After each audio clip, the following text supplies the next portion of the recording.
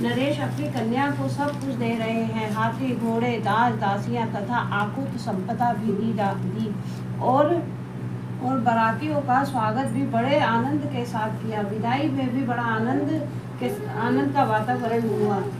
विवाह के बाद चांदपुर नरेश ने वापसी घर आकर विवाह की बहुत प्रशंसा की। रानी को भी सब बताया, उनको भी आनंद हुआ। रानी ने कहा, अभी तो राजकुमार छोटे हैं, भविष्य में जब अपनी कन्या होगी तो हम भी धूमधाम से विवाह करेंगे। वहाँ बारात ने वापसी में चांदपुर की नदी किनारे पड़ाव डाला। सभी बाराती जलपान आदि करने लगे। उधर चांदपुर नरेश जंगल में शिकार खेलने घोड़े पर सवार होकर निकले। अनायास नदी के किनारे सूरजपुर के राजा की बेटी की बारात देखकर उनका कुशाल क्षेम पूछने के लिए समीप आ ही रहे थे कि सुनाई पड़ा, राजा ने सब कुछ तो दिया, किस काम का? क्योंकि हाथी घोड़े बांधने के लिए मेखे खूंटे नहीं दिए। तभी एक वृद्ध का कड़क स्वर गूंज उठा, इसलिए कन्या के हाथ पैर काट कर खूंटे बनाकर बांध दो। ऐसे कठोर शब्द सुनकर राजा बारातियों से नहीं मिले और राजमहल वापस आ गए।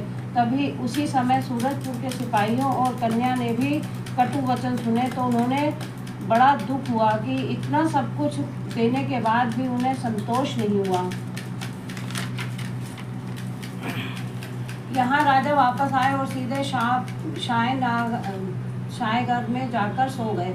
रानी को पता हुआ कि राजा साहब आज शिकार खेलने बिना ही महल वापस आ गए और सीधे किसी से भी बिना कुछ बोले शयन कक्ष में चले गए। रानी वहाँ पहुँची और राजा के विनम्रता पूर्वक बोली, क्या बात है, आपकी तबीयत ठीक नहीं है क्या? इस पर राजा ने बड़ी गहरी सांस भरकर रानी को सारा हाल सुना दिया। रानी सुनकर स्तंभ रह गई।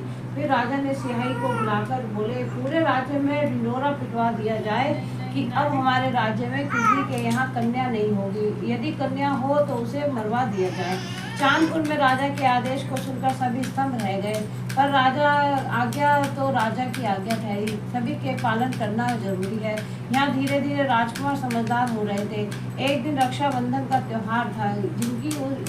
जिनकी उस घटना के पहले की लड़कियां थीं, उन्हीं के यहाँ कन्याएं थीं, बाकी राज्य में केवल लड़के थे। राजकुमार अपनी माँ के पास गए, बोले, मेरी कोई बहन नहीं है, मुझे राखी बंधवाने के लिए बहन चाहिए। माँ ने बड़े लाड़ प्यार से अपने राजकुमार को समझाया कि अब तुम्हारे दोस्त की बहन ससुराल में आएगी, मैं उसी से आपको